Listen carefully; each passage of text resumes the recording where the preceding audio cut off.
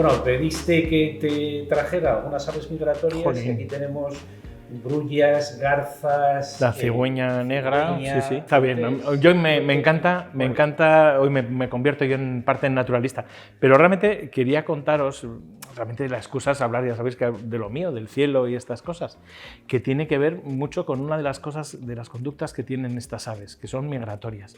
Recorren grandes distancias para encontrar, bueno, pues lugares donde pueden alimentarse durante el invierno para criar en las zonas norte durante el verano.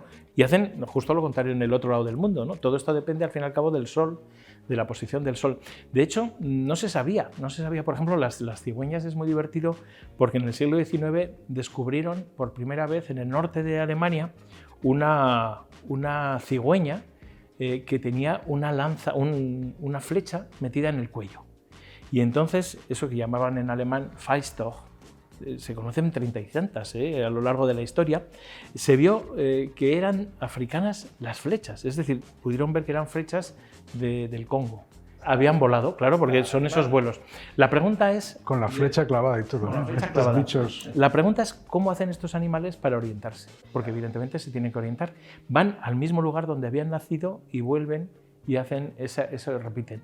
De alguna forma son capaces de aprender, no solamente es una impronta genética la que les hace, eso sí, saber orientarse.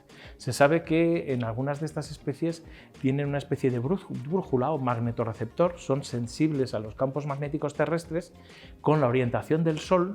Esto les permite vienen con orientarse. brújula de serie. Vienen con brújula de serie, GPS, con GPS.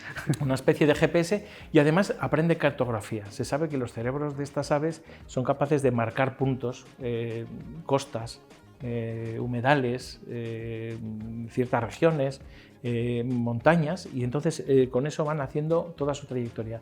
Pero hay aves que hacen todo esto de noche. Y en los años 50 a un ecólogo se le ocurrió, a Kramer, se le ocurrió usar un planetario para ver si las aves se orientaban bajo la noche de un planetario, es decir, bajo una noche falsa.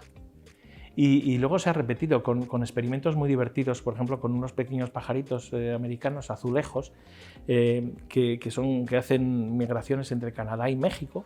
Les ponían el cielo en el planetario y entonces les ponían en jaulas con las patitas, se manchaban en tinta. Y entonces, cuando se subían hacia un lado de la jaula o hacia otro, iban manchando diferentes zonas y así miraban hacia dónde se posicionaban según el cielo. Hay aves que son capaces de reconocer la estrella polar y las estrellas cercanas al polo norte, Casiopea, la Osa Mayor, Cefeo, de toda esa zona. Es más, se les puede inducir a creer que Betelgeuse o que Orión es el polo norte haciendo girar el cielo en el planetario de otra forma. Y se ha visto que aprenden mal. Vaya uso de los planetarios para vacilarle a los pájaros. Es impresionante. Yo quiero que hagamos una prueba, un día tenemos que hacer aquí una prueba. No solamente eso, sino que se ha visto también que son capaces de reconocer la Vía Láctea. La Vía Láctea, ese camino del cielo que... Peregrinos, esos son aves peregrinas. Las aves peregrinas son capaces de reconocer en el cielo la presencia de la Vía Láctea y con la Vía Láctea orientarse en la dirección correcta.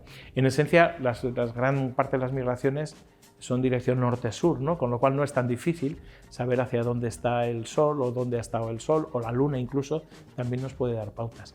Pero el que estas aves lo hagan mejor que la mitad de la gente que no se está viendo no deja de ser sorprendente.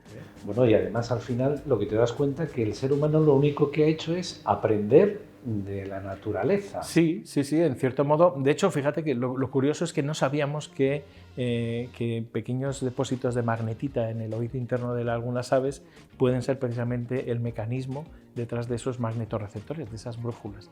Quizás deberíamos en el futuro pensarnos si podemos tener el GPS interno también nosotros. Un chis adecuado. Un motochis adecuado que nos sirva para navegar. Pues fíjate, estos pajarillos, pajaritos, sí. Estas aves realmente grandes y fascinantes del museo, sí. Muy chulo.